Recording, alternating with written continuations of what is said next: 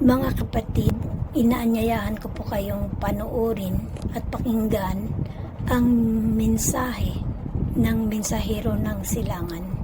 Mga video na kung saan nabuksan ang aking diwa at nasagot ang napakarami kong katanungan.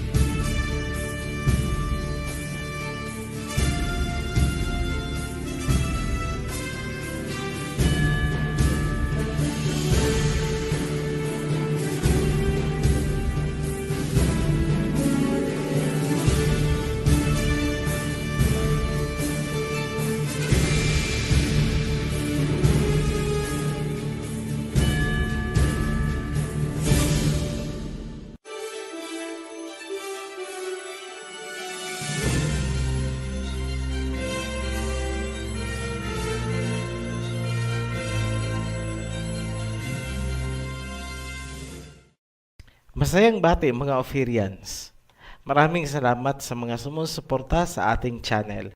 Kami ay natutuwa dahil sa loob ng maiksing panahon, umabot na po tayo sa mahigit 5,000 subscribers. Dahil naandyan kayo, kami ay magpapatuloy na maghatid ng makatotohanang paglalahad. Sa pamamagitan ng introductory video na ito, formal naming binubuksan ang serye tungkol sa isang napaka-kontrobersyal na paksa na nananatiling misteryo sa loob ng maraming siglo.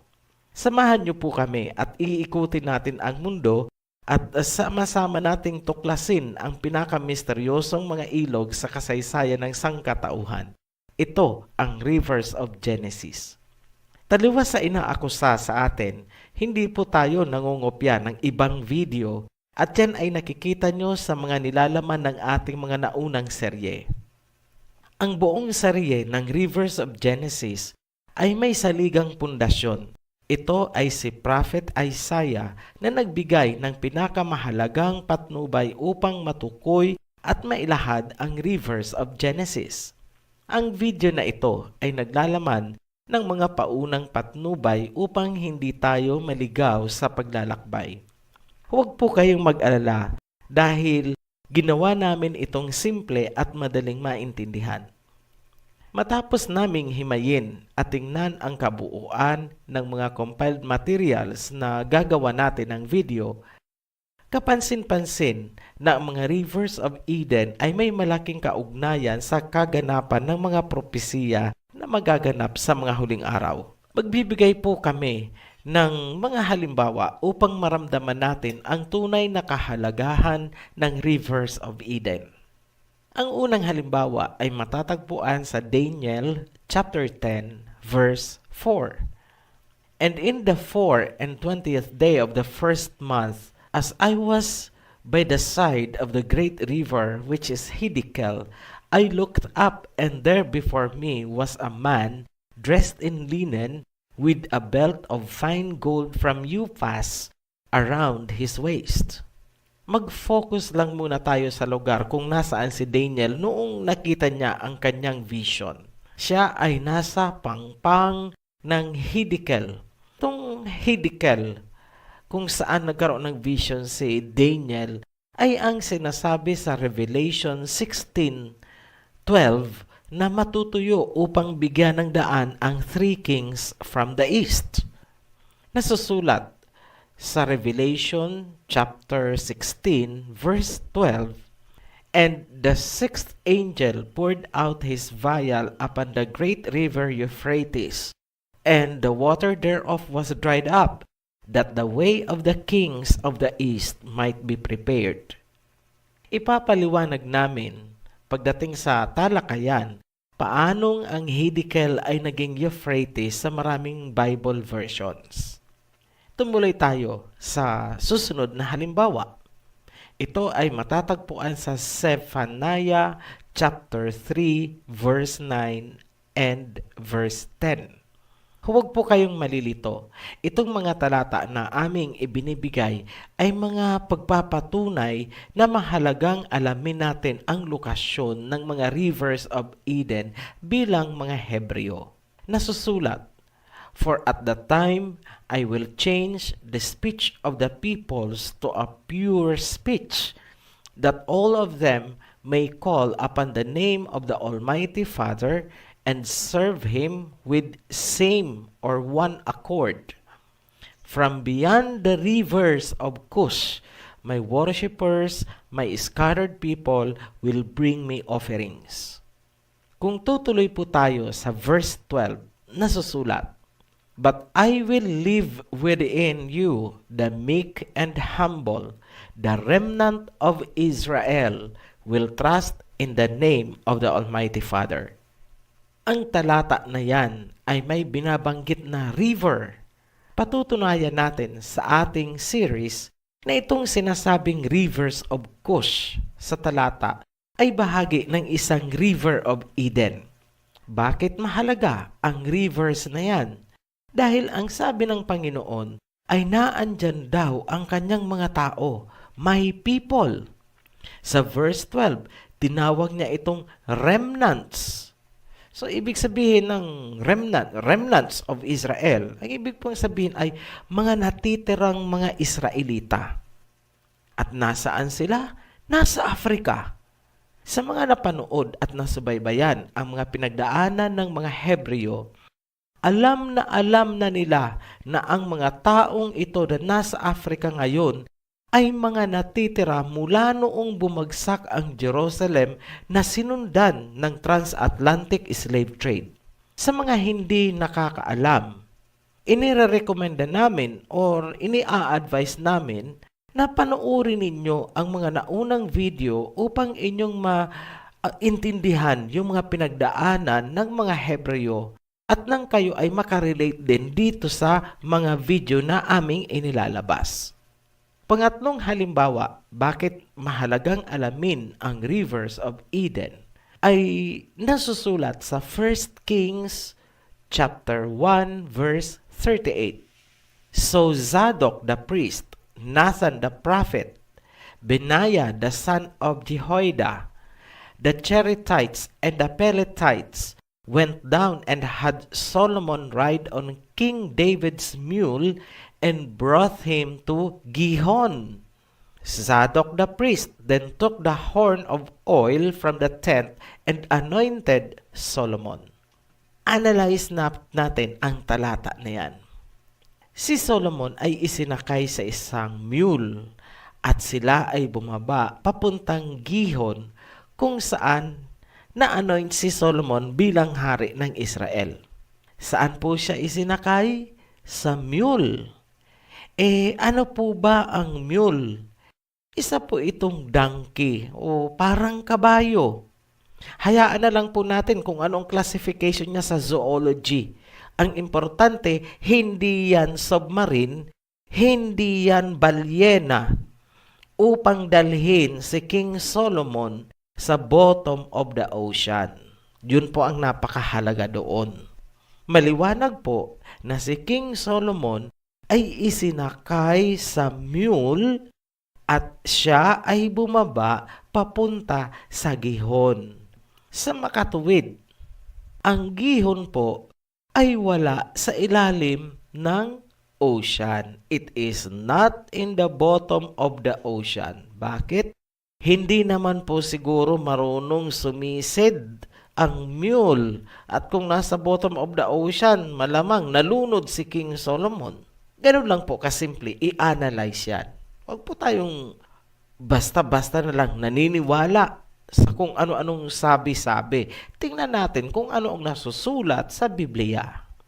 Dahil sa may kunting kalaliman ang mga susunod nating video, hinihiling namin sa inyo na maging bukas sana ang inyong isipan at panandali ang itabi muna kung ano man ang inyong mga nalalaman o pinaniniwalaan.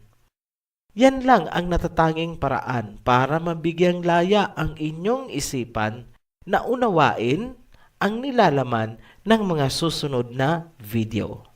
Umabot ng napakaraming siglo bago natukoy ang mga rivers of Genesis. Ito ay dahil hindi nila naintindihan ang Genesis. Simulan natin sa pamamagitan ng isang turnkey question. Itanong niyo po sa inyong sarili para may kunti tayong audience participation. Kung may papel po kayo dyan at ballpen, mas maganda po isulat nyo ang tanong na ito. Para kahit papano ay medyo may panggising tayo. So kung naka-ready na, ito na po yung tanong. What is a river? Sa Tagalog, ano ang ilog? Marahil natatawa kayo at naiinis dahil sa tanong na yan. Yan po ay pabirong tanong, pero yan po ay seryosong tanong. Bakit seryoso? Dahil yan ang naging stumbling block ng mga researchers.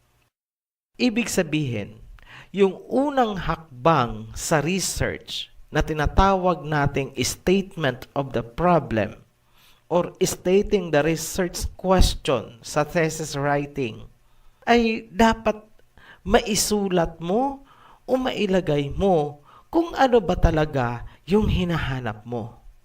At dahil hindi properly defined ang nais nilang i-research, kaya ito ay agad na naging stumbling block. Unang hakbang pa lang, stumbling block agad. Ipinagpalagay kasi nila na ang river ng Genesis ay yung ordinaryong ilog na kanilang nakikita. May dumadaloy na tubig, may mga bangka, may mga naliligong tao, may naglalabas siguro sa pangpang. Ganong eksena ang naglalaro sa kanilang isipan. Ngunit hindi po ganon. Talagang hindi nila matatagpuan ang kanilang hinahanap kahit gumamit pa sila ng kung ano-anong mga satellite GPS na yan at kung ano-ano pang high-tech equipment at kung ano-ano pang pag-aaral ng mga Hebrew language. Hindi po nila matatagpuan. At bakit? Dahil hindi nila natumbok kung ano talaga ang dapat hanapin. Maybe it was not revealed to them for whatever reasons we do not know.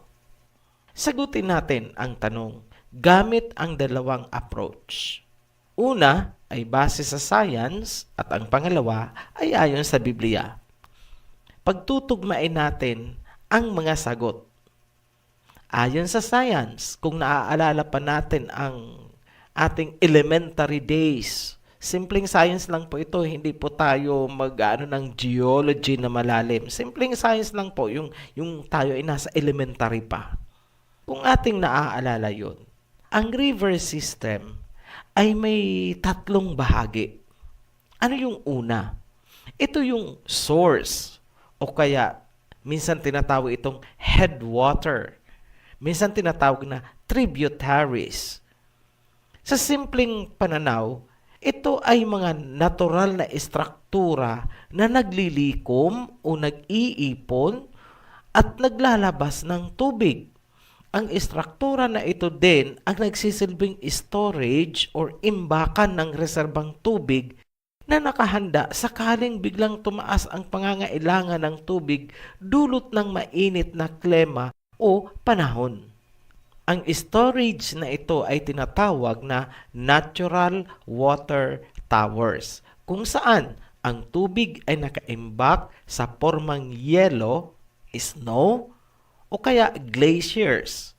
Ito ay matatagpuan sa mga matataas na parte ng bundok gaya ng Himalayas. So, dumako tayo sa pangalawang parte. Ang pangalawang parte ay tinatawag na channels or distribution networks. Sa Tagalog, ito ay yung padaluyan ng tubig mula sa kanyang source. Ito ay maikukumpara sa mga naglalakihang tubo na nanggagaling sa main tank o reservoir ng malalaking syudad. Ang iba ay nakalubog sa ilalim ng lupa at ang iba naman ay makikita natin sa ibabaw. So, yan po ay para lang ma-imagine natin kung ano itong distribution channels. Kaya ginamit natin bilang halimbawa yung nasa city dahil yun ang alam natin. Sa natural naman na forma o natural form, ang distribution network ay matatagpuan din sa ilalim ng lupa na tinatawag na subterranean channels. Kasama dito ang mga tunnel at kuweba kung saan dumadaloy ang tubig. Isang popular na halimbawa dyan ay ang underground river ng Palawan na itinuturing na isa sa wonders of nature. Sa bansang Russia naman, meron silang Orda Cave. Itong Orda Cave na ito ay kinoconsider na parang gypsum cave. Ang tubig dyan ay napakalinaw. Dadaanan po natin yan pag-discuss natin ng mga rivers of Genesis dahil yan ay parte ng isang river ng Genesis. Isa pang example, ito yung pinakamalaking underground river sa buong mundo. Ito yung sistema Sac-Acton na matatagpuan sa Quintana Roo, Mexico. May mga daluyan din na hindi gaanong napapansin gaya ng mga aquifer na nasa ilalim din ng lupa. May isa pang channel na ordinaryong alam natin. Ito na yung pinaka-common. Ito yung mga ilog, mga sapa, yun. Tapos gagawaan ng dam at iipunin ang tubig. Tapos yun ang padadaluyin papunta sa mga palayan o kaya papunta sa ating water system. Kagaya ng Nawasa, ganyan. So, ang pangatlong parte ng river system ay ang drainage. Importante din po itong drainage na to. Matapos gamitin ang tubig, kunwari, yung tubig ay ginamit upang madiligan ang isang forest o kaya jungle, meron pong drainage yan para hindi malusak o hindi malabsak ang lupa. Ang drainage ay tinatawag ding mouth of the river kapag ito ay malapit na sa dagat. Ito yung malaking bahagi. Ito na yung bukana na tinatawag sa ordinaryong Tagalog na salita. Ito yung bukana. Paglabas ng tubig dyan, dagat na. Ibig sabihin, ang dagat ay tagasalo ng tubig galing sa bundok. Bigyan namin kayo ng isang tipikal na halimbawa ng drainage. Yan ay ang Amazon River na matatagpuan sa South America. Kung titingnan natin, ang segment o parte na pinangalan ng Amazon ay isang drainage lamang. Kumbaga, siya ang dulo ng isang napakahabang river system. Pero, tanong natin, saan ba galing ang kanyang tubig? Ang tubig na dumadaloy doon ay galing sa Andes Mountain. Kung walang Andes Mountain, walang magiging Amazon. Bakit natin sinabi na ang Amazon ay isang drainage lamang? Kasi ang tubig nga ay nanggagaling sa mountain ranges ng Andes at pagkagaling doon, diniligan nito ang Amazon jungle. At pagkagaling sa Amazon jungle, ang tubig ay bubuhos na at magsasama-sama sa isang natural na kanal papuntang dagat. Yung kanal na yon, natural na kanal, hindi po yan man-made. Yung natural kanal na yan, ang tinawag nilang Amazon River. Pero technically, ang kanal na yan ay drainage. Dinidrain niya yung tubig galing sa Amazon jungle. Ngayon, dumako tayo sa discussion proper. Tapos na po tayo sa tatlong parte. Sige, summarize po natin. Yung una ay tinatawag nating source, headwater, and tributaries. Yan ang unang bahagi ng river system. Yung pangalawa ay yung distribution channels. Ito yung may underground channel, mayroong nasa ibabaw naman ng lupa, typical na nakikita natin na ilog. At ang pangatlo naman is yung drainage. Ang drainage naman ang nagdadala ng tubig papunta sa dagat. Okay. So, marahil nagtataka kayo, paano natagpuan ng Ophirian Heritage Conservatory ang rivers ng Genesis? Hindi naman po sa tayo ay nagbubuhat ng sarili nating bangko o tayo ay nagmamayabang. Pero simple lamang po ang aming naging paraan. Marunong lang po tayong makinig sa mga sinasabi ng mga propeta. Gaya ng sinabi ni Propeta Isaiah, ang rivers daw ay matatagpuan sa tuktok ng bundok.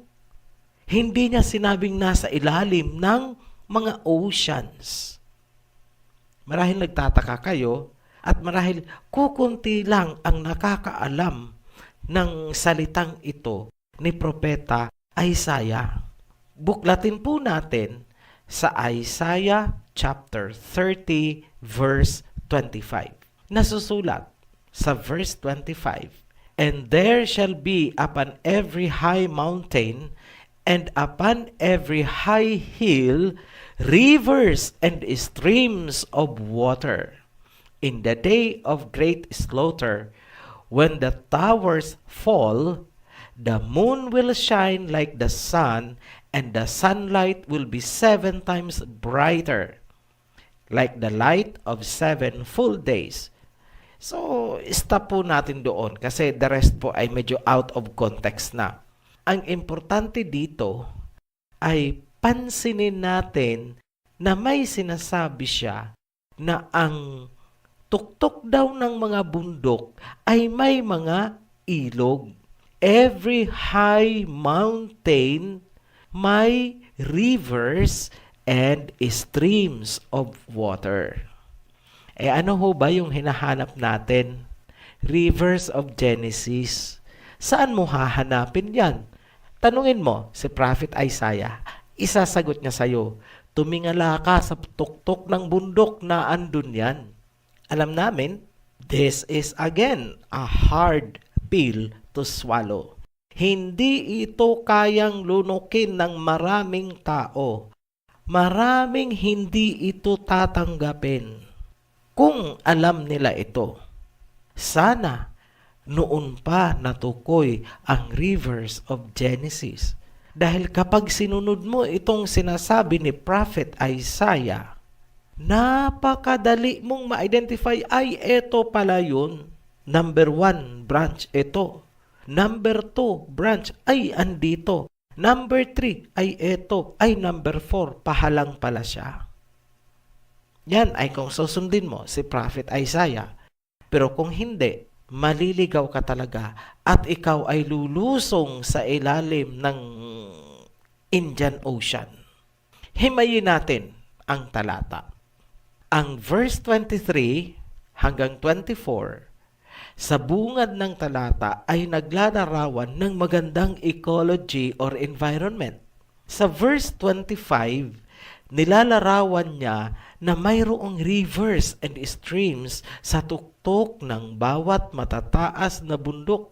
Hindi muna natin ipapaliwanag kung ano ba itong slaughter. Dahil yan po nga ay, kagaya ng nasabi na natin, out of context sa kasalukuyang topic. Mag-focus lang muna tayo sa environment na inilarawan ni Prophet Isaiah. Kung tatanungin natin ang mga environmentalist kung ano ang pakaintindi nila dito sa talata na ito, alam na alam agad nila ang kasagutan kung ano itong towers na babagsak dahil sa pag-init ng araw. Yan ang mga nakaimbak na tubig sa pormang yelo. Nasa tuktok po yan ng bundok at yan ay malulusaw or nalulusaw kapag uminit ang araw o kaya biglang uminit ang panahon dahil sa tinatawag nating climate change. At pag bumagsak ang mga yelo na yan, gumuho at yan ay natunaw, bubuhos ang tubig papunta sa mga lupain na nasa ibaba ng bundok. Yan po ang dinidescribe ni Prophet Isaiah. Klarado na ang gigantic mountains ay mga geologic structures na naglilikom o nag-iipon ng tubig galing sa atmosphere. Ang ibang tubig ay nakaimbak sa pormang yelo at ang iba naman ay diretsong nagiging tubig na. Yan ay naiipon sa shoulders at saka sa slopes ng bundok pababa hanggang sa maging ilog doon sa pinakamababang parte. At yun ang nakikita natin. Ngunit, bihira ang nakakapansin o nagbibigay ng halaga na ang mountain itself ay part of the river. And actually, the mountains, itong hilerang mountains na ito, is the mother river actually. So, pag nakakita ka ngayon, halimbawa nag-Google search ka, makikita mo kaagad yan, parang ugat yan ng yung daluyan ng dugo sa katawan ng tao. May makikita kang medyo nasa ibabaw, makakapa mo, pumipintig pa, parang yung pulso, parang ganun. May mga fountains of water tayo, parang ganun siya. Ang iba naman ay hindi mo makikita, parang biglang nawala, pero actually nasa ilalim ng lupa. Parang ganun lang po, kasimple, intindihin itong rivers of Genesis. Ngayon, ano naman ang kahalagahan ng rivers of Genesis? Ito yung naghahatid ng mga tubig sa mga kontinente. Yung mga bansa na dinadaanan ng river system na yan ay nakaasa para sa kanilang pangangailangan ng tubig dyan sa mga bundok na yan. Yan po ang tinutukoy na rivers of Genesis. So, bigyan po namin kayo ng isang halimbawa lang dito kasi magbibigay naman tayo ng maraming detalye at hindi mo na agad tayo magbibigay ng detalye na marami ngayon kasi baka mamaya alam nyo na, unahan na naman tayo at sasabihin tayo na naman ang nangopya. Hindi po tayo nangongopya. Tayo po ang original nito. Itong idea na to is original ng Ophirian Heritage Conservatory. Wala po kayong makukuhang libro na nagsasabi na ang rivers of Genesis ay nasa tuktok ng bundok at ito ay ang mga hilera ng bundok. Wala po, it's only Ophirian Heritage kasi tayo po ay bumase sa salita ni Prophet Isaiah. So, ipakita po natin ng isang example dito. Itong Tibet Water Tower. So, try nyo po kung may access po kayo sa Google, i-search lang po ninyo, Tibet Water Tower. Ang lalabas po ay ito, the Water Tower of Asia. Ibig sabihin, hindi iisang bansa ang umaasa dyan sa water tower na yan. Maraming bansa kasi Asia. So, yan po ang isang parte pa lang po yan ng isang sanga ng river of Genesis. Maraming teorya tayong nakita tungkol sa rivers of Eden. Ngunit walang sumunod sa sinabi ni Prophet Isaiah. Kaya ano po ang resulta? May napunta sa planet Mars. Yan po, sa planet Mars na lang para walang magalit sa atin. Sa totoo lang, kung marunong tayong makinig sa mga propeta, kusang dumarating ang mga impormasyon na kailangan natin. Hindi po tayo mahihirapan sa paghahanap. Revelation after revelation comes cascading. Ngayon, nailatag na natin ang fundamental principles. Ang susunod na mga paglalahad natin ay detalyadong talakayan. Iisa-isahin po natin ang 4 na sanga ng rivers of Eden. Ang 3 ay direktang nanggagaling sa North Pole papuntang South Pole. Ang isa, natatanging nag-iisa, ay yung hidikal na pahalang po siya. Siya ay nanggagaling sa silangan papuntang kanluran, tinutumbok niya ang ancient Assyrian Empire tulad ng nasusulat sa Biblia. Eksaktong-eksakto po yan pag ipinakita namin sa inyo ang plotting. At kung luluobin na ma-reveal sa atin ang impormasyon, ilalahad na rin natin sa pinakadulo bilang konklusyon ng serye matapos yung 4 na branches. Ilalahad natin ang lokasyon ng Mount Zion, the great city of the King of Kings. Nakapredict din po yan. Lahat po yan ay sama-sama nating tutunghayan sa pagpapatuloy ng ating serye na pinamagatang Rivers of Genesis. Samahan nyo kami sa aming pagbabalik. Huwag kalilimutang mag-subscribe at i-share ang ating mga videos. Maraming salamat po sa inyong panonood at pakikinig ng mensahe. At kung kayo po ay may mga katanungan, paki-click po ang link sa ibaba at paki-like and share na rin po. Maraming salamat.